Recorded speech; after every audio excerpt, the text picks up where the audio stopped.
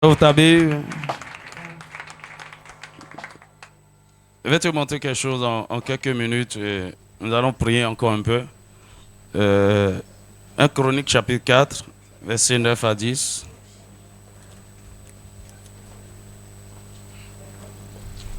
Un Chronique chapitre 4, versets 9 à 10.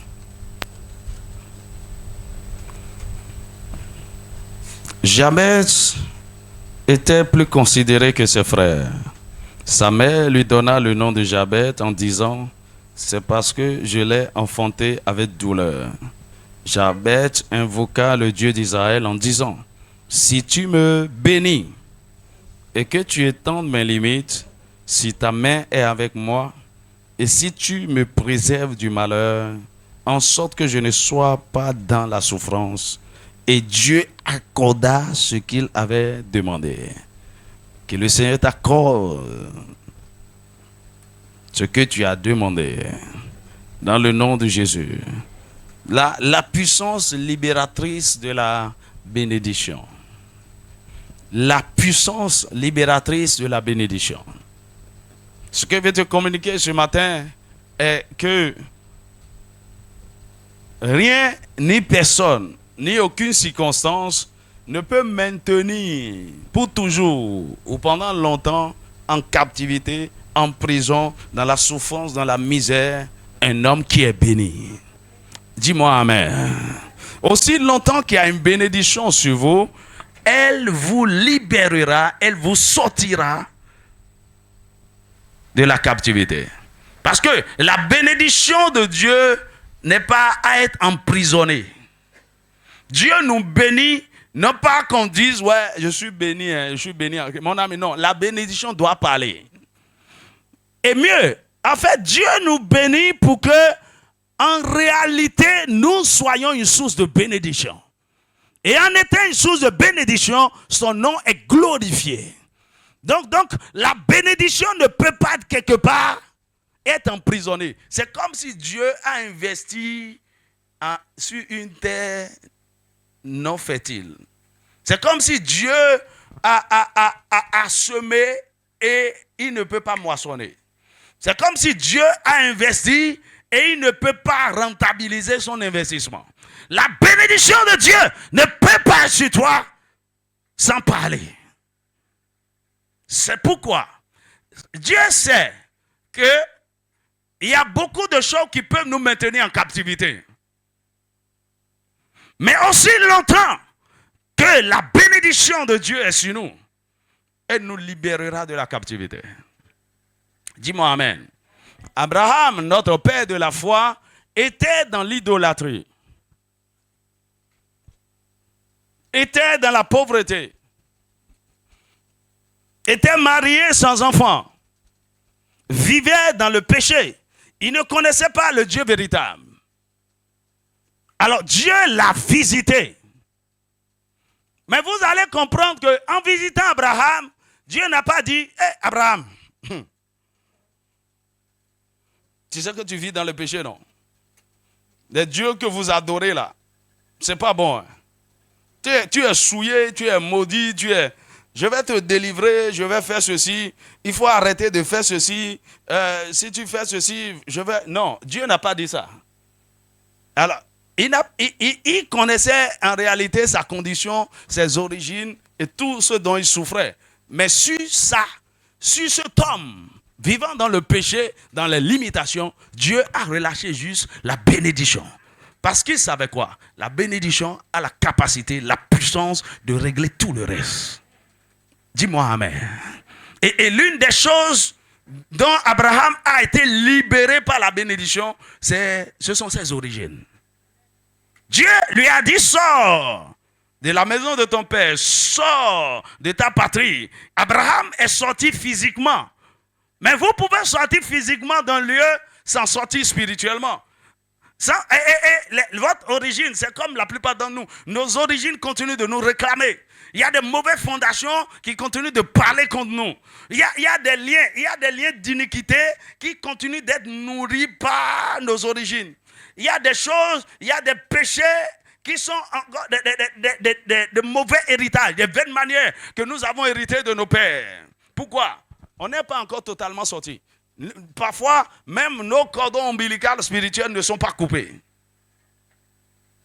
Mais la bonne nouvelle, c'est quoi?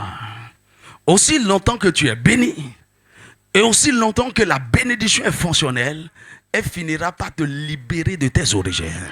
Je prie pour toi que cette bénédiction que tu as reçue te libère de tes origines. Par cette bénédiction, tu sors de la maison de ton père, tu sors de la maison de ta mère, tu sors de toutes les alliances, tu sors de tous les liens, tu sors de toutes les prisons, tu sors de toutes les malédictions. Ah, ce qui constituait le malheur n'est plus ton partage au nom de Jésus. Ton cas est différent. Par la bénédiction, sois libéré de tes origines. Abraham était libéré.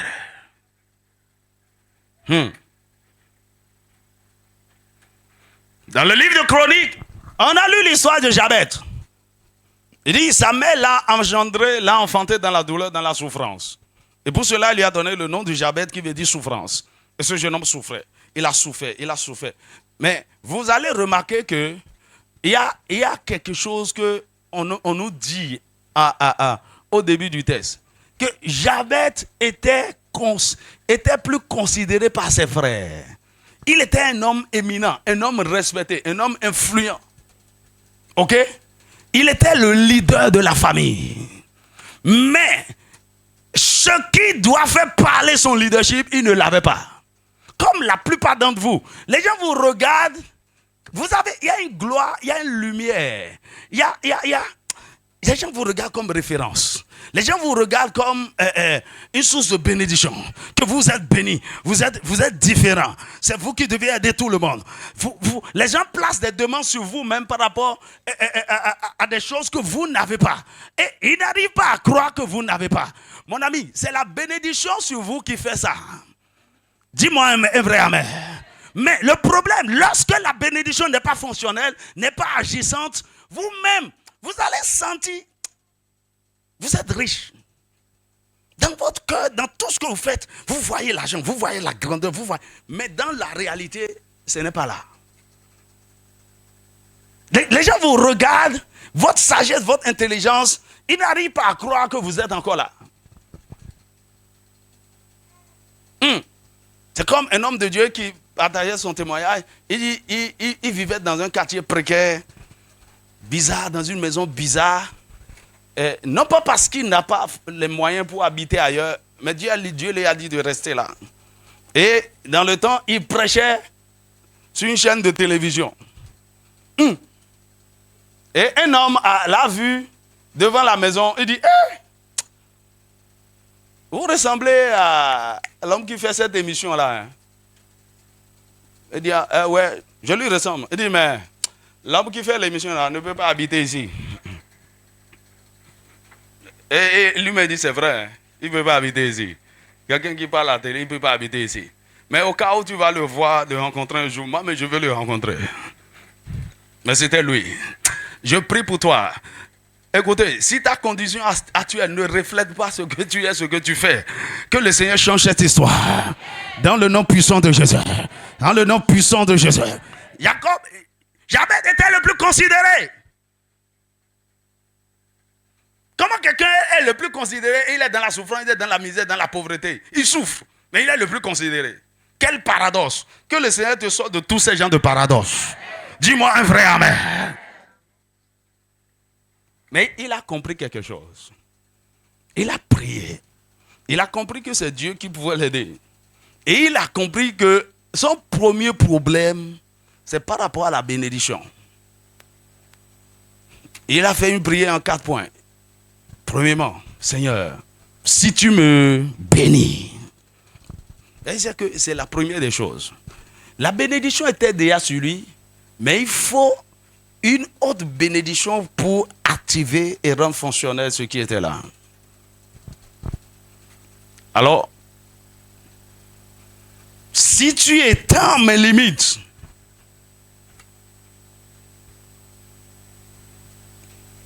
tu as vu, non?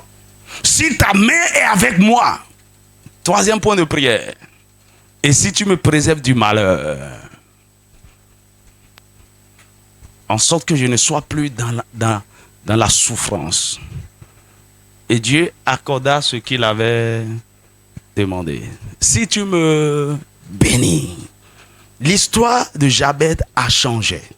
Il était prisonnier, il était dans la souffrance. Et la Bible dit quoi? Et Dieu l'a exaucé. Ça veut dire quoi? Premièrement, Dieu l'a béni. Et c'est la bénédiction de Dieu qui occasionne, en fait, qui fait l'exaucement des autres points de prière. Dis-moi amen. Si il n'est pas béni, Dieu ne peut pas étendre ses limites. Sa main, la main de Dieu sur quelqu'un, c'est la faveur. Dis-moi amen. Je prie que la prière de Jabez qui a été exaucée soit ta portion au nom de Jésus. Jabez a été libéré de la souffrance par la bénédiction. Je déclare par la bénédiction de l'Éternel qui te localise en ce moment. Sois libéré de la souffrance. Sois libéré de la douleur. Sois libéré des limitations. Dans le nom de Jésus. Que le Seigneur te bénisse. Qu'il étende ses limites. Que sa main soit sur toi. Que tu ne sois plus dans la souffrance. Abraham était libéré de la malédiction.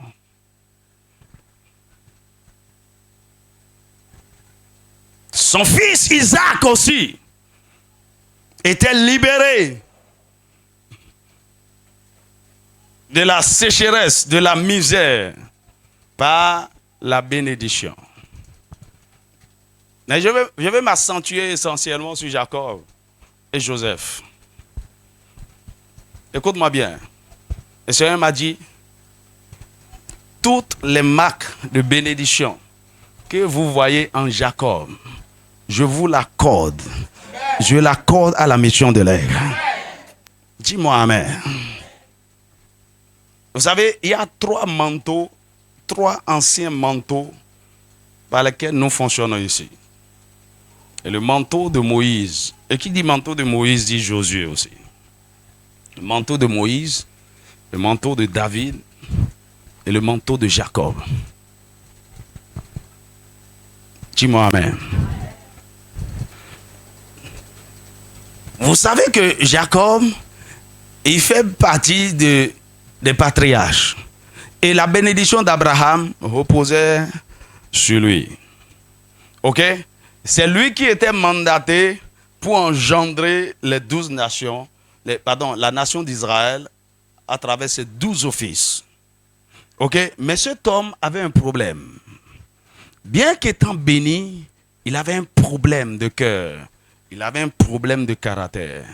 Il n'était pas droit.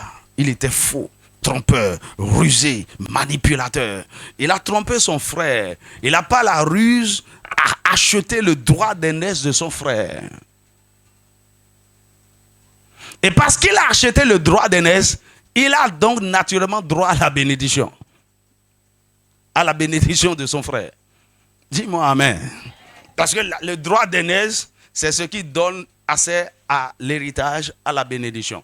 Et comme il a déjà reçu, c'est pourquoi, bien que, lorsque vous lisez le texte, bien que Isaac à un moment donné doutait que ce soit Esaü, il est allé jusqu'au bout. Parce que le fait que Jacob détenait en ce moment le droit d'aînesse, ça a manipulé son père. Et il a béni. Donc, la bénédiction a été transférée maintenant sur lui de façon active. Mais vous allez constater, cet homme béni est devenu un fugitif. Il a dû fuir la maison de son père, le pays de Canaan, pour se réfugier chez Laban, la famille de sa mère. Amen. Un homme béni. Hein? Et là, dans la maison de Laban, lui-même s'est mis en captivité. Comment? Dès qu'il est arrivé en tant que fugitif, la première des choses qu'il a frappé, c'est une belle femme.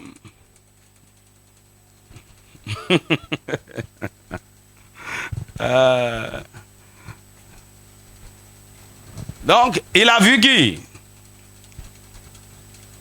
Il a vu qui? Il a vu qui? Il a vu Rachel. Hein? Cette fille est belle. Mais voici, un homme béni, mais il n'avait rien. Il n'avait rien. Son père était riche, lui il n'a rien, matériellement. La bénédiction est sur lui seulement.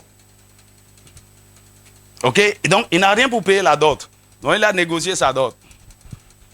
Il dit, je vais te servir 7 ans. 7 ans. Et au bout de 7 ans, tu me donneras ta fille. Non, ça c'est un vrai gentleman. Un vrai amoureux. 7 ans! Et il travaillait, il travaillait, il travaillait, il travaillait. Au bout de 7 ans, son beau-père l'a trompé. Amen. Même si ça s'est passé dans le noir, moi-même, je ne comprends pas comment. Même si Rachel et Léa se ressemblaient, quand même. Ah! Il y a quand même aussi l'odeur.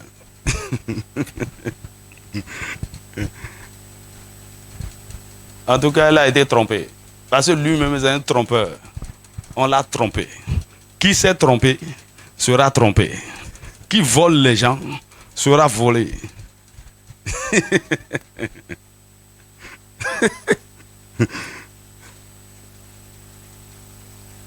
Et le matin, il a constaté qu'on l'a trompé. Et il a couché avec Léa. Il dit, pourquoi tu m'as trompé?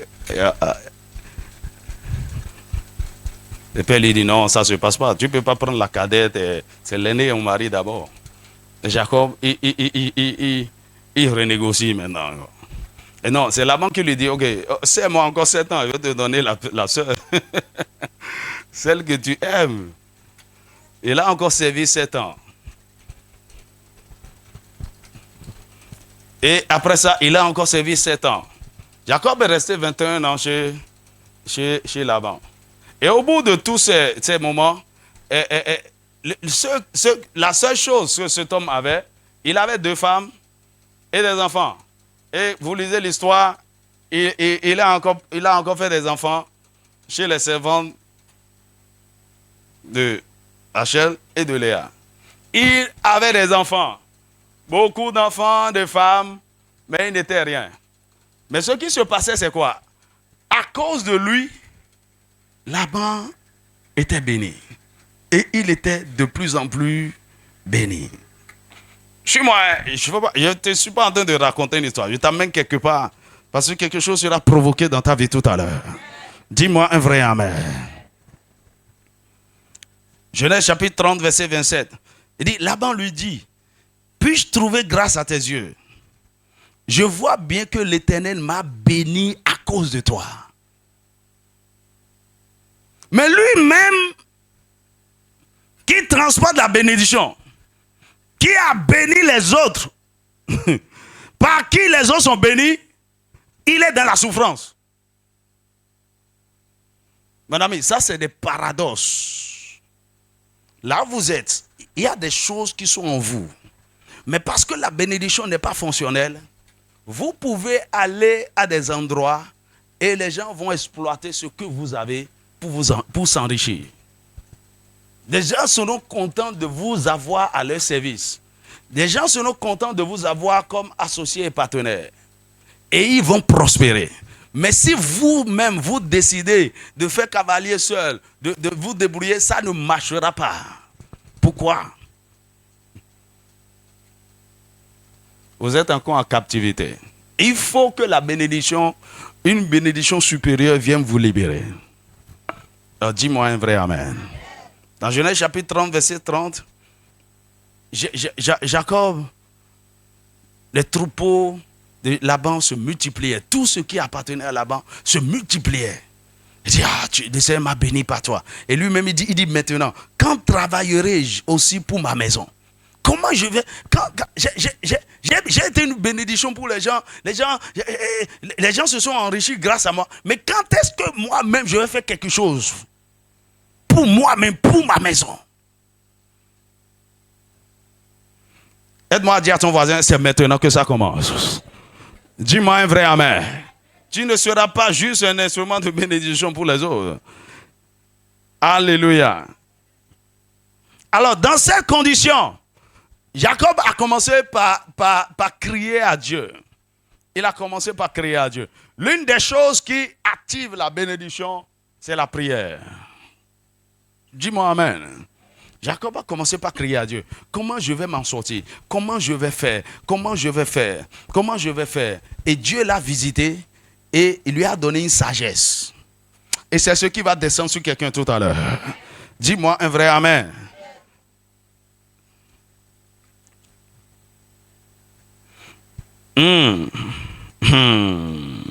Alors Dieu lui a donné une sagesse. Vous pouvez lire ce qu'il a fait dans Genèse chapitre 30, verset 37, à partir du verset 37 jusqu'au verset 42. Dieu lui a donné une sagesse de transfert de richesses. Et juste au bout de quelques années, il avait un grand troupeau. En fait, il était devenu même plus riche que Laban. La Bible dit, cet homme, verset 43, cet homme devint de plus en plus riche. Il eut du menu bétail en abondance, des servantes et des serviteurs, des chameaux et des âmes. Dis-moi amen. La bénédiction a commencé par parler, mais il était toujours en captivité. Il n'était pas libre. Alors, il a choisi un moment pour fuir. Il a fui la maison de Laban. Amen. Et après qu'il ait fui, Laban l'a poursuivi.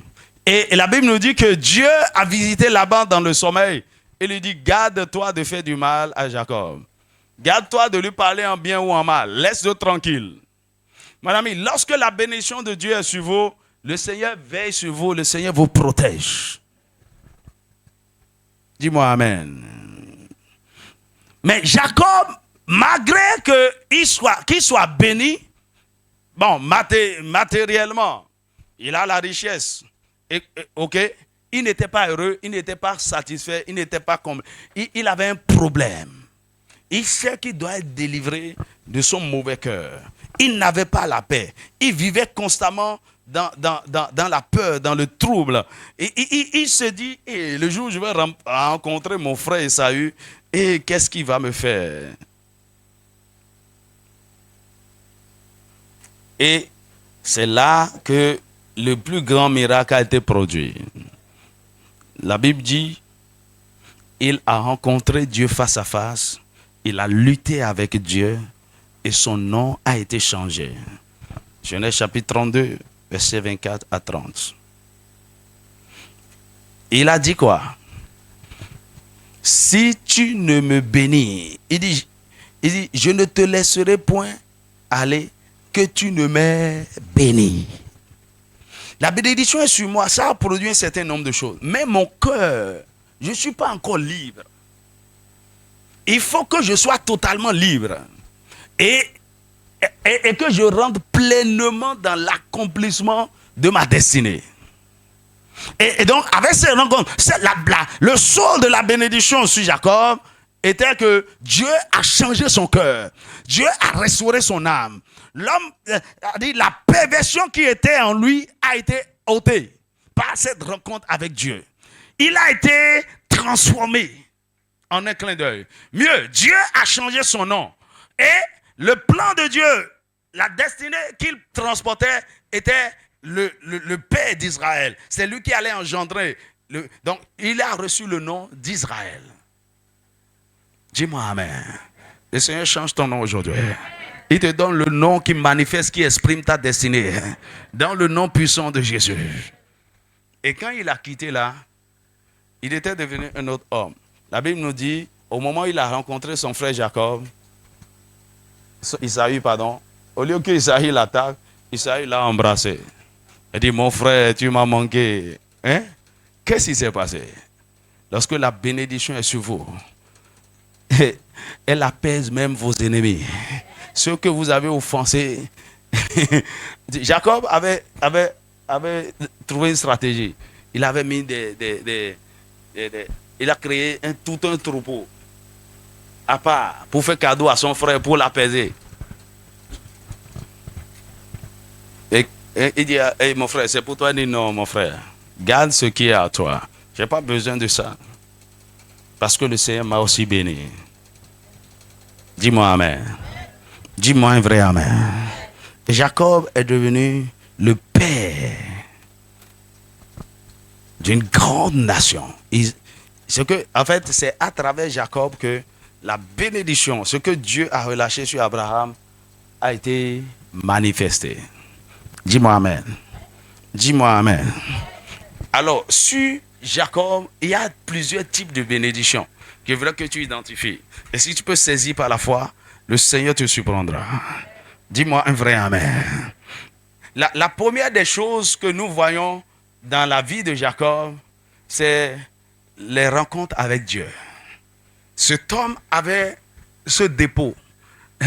Ça fait partie de la bénédiction divine. La capacité d'avoir des rencontres, des interactions avec Dieu. Donc, souvenez-vous, pendant qu'il fuyait son frère, dans Genèse 28, il eut un songe et il a vu l'échelle. Les anges montaient au ciel, il a vu le ciel ouvert et il a vu Dieu et Dieu lui a parlé. Lorsque vous êtes sous la bénédiction de Jacob, vous avez accès aux rencontres divines. Dis-moi Amen. Il a eu aussi l'opportunité, après, lorsqu'il retournait, de rencontrer Dieu face à face. La Bible dit, il a lutté contre Dieu, avec Dieu, et il a vaincu. Comment un homme peut lutter avec Dieu et il est gagnant? Mais la Bible nous dit que avant que Dieu ne le lâche, Dieu lui a brisé la hanche. Et Jacob, après cette bataille-là, Jacob va commencer par... Mon ami, il y avait quelque chose en Jacob que Dieu devait briser pour qu'il soit délivré. Il y a quelque chose en toi que Dieu doit briser, que Dieu doit ôter, que Dieu doit paralyser, que Dieu doit anéantir. Dis-moi Amen. Alors, donc, la première des choses comme bénédiction que nous avons de Jacob, ce sont des rencontres divines. Des rencontres par lesquelles Dieu nous parle, nous donne la direction et nous renouvelle ses alliances ou nous donne ses promesses. Cela deviendra une réalité dans ta vie au nom de Jésus. Dis-moi un vrai Amen. L'autre bénédiction que nous avons avec Jacob, c'est la grâce de la transformation. Peu importe qui tu es, peu importe le cœur que tu as, à cause de la bénédiction qui est sur toi, tu deviendras certainement un homme nouveau. Peu importe combien tu es perdu dans le péché, ton cœur corrompu, et tu n'arrives pas à t'en sortir, la bénédiction de Dieu qui est sur toi te conduira jusqu'à la transformation. C'est une affaire de temps. Aussi longtemps que tu ne lâches pas et tu dis non, je ne vais pas dire que je suis comme ça. Acceptez-moi comme ça. Je ne peux pas changer. J'ai essayé, non, acceptez-moi comme ça. Peut-être un jour, Dieu va me faire... Non, on est décidé. Tu dois être décidé à être totalement transformé. Dis-moi Amen. Dis-moi Amen. Et l'autre bénédiction sur Jacob, c'est la bénédiction financière, matérielle, la prospérité dans les affaires. Cet homme est devenu puissant. Écoute, lorsqu'il est revenu de chez Laban, il est revenu à Canaan. Cet homme est devenu puissant, tellement riche, tellement riche. Dieu l'a béni.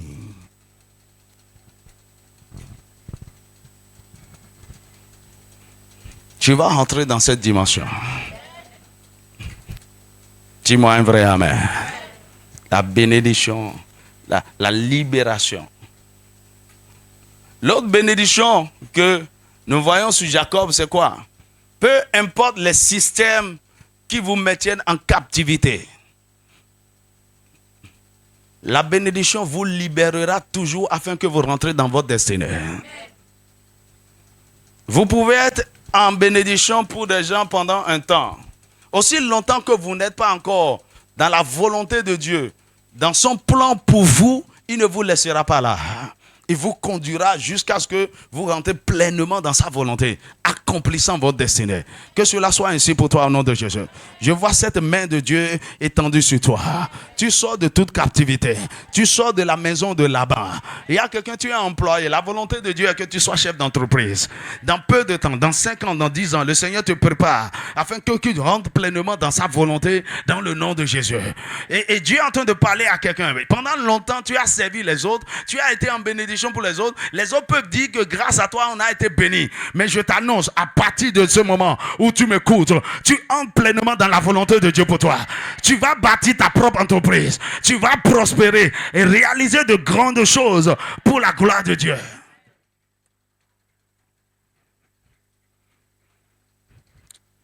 Qu'est-ce que la bénédiction a fait encore dans la vie de Jacob? C'est la capacité à engendrer des nations. La capacité à engendrer des nations. La capacité à engendrer. Tu sais ce que ça veut dire? Quand tu es un homme et chef d'entreprise et il a un multinational, tu vois, quelqu'un comme Dangote, c'est le chef d'une nation, ça. Nation. Vous savez combien de gens travaillent pour lui dans différents pays? Ça, c'est ce qu'on appelle un homme institution. Il a une nation. Il est plus puissant que les présidents. Dis-moi amen. La Bible dit quoi? Le plus petit deviendra un millier et le moindre une nation puissante. Donc, Abraham, lui seul, Dieu l'a béni. Il a dit, je ferai de toi une grande nation. Dieu lui a dit après, il dit, des rois sortiront de toi. Des nations sortiront de toi. Ah! Attends. Est-ce que tu as déjà lu ça? Et Dieu est en train de parler à quelqu'un. Des rois sortiront de toi. Des géants sortiront de toi. Des puissants sortiront de toi. Toi seul, tu formeras une grande nation. Toi, avec les enfants que Dieu t'a donnés. Genèse chapitre 17. À partir du verset 3, il dit, Abraham tomba sur sa face et Dieu lui parla en disant, voici mon alliance que je fais avec toi, tu deviendras père d'une multitude de nations. Tu deviendras père d'une multitude de nations. C'est pas vrai? Les nations arabes, la nation juive, une multitude de nations. Il dit, on ne t'appellera plus Abraham, mais ton nom sera Abraham, car je te rends père d'une multitude de nations. Au pluriel, hein. Il dit, je te rendrai fécond à l'extrême. Je ferai de toi des nations. Et des rois sortiront de toi. Je ferai de toi des nations. Et c'est ça qui est tombé sur Jacob. Et de lui, il a eu 12 fils. Et ces 12 fils ont constitué les 12 tribus qui ont formé la nation d'Israël. Des nations sortiront de toi. Tes enfants vont engendrer des nations. Il dit, j'établirai mon alliance avec toi et entre moi et toi et tes descendants après toi, selon leur génération. Ce sera une alliance. Voilà, il dit, je te rends fécond à l'extrême, je ferai de toi des nations et des rois sortiront de toi.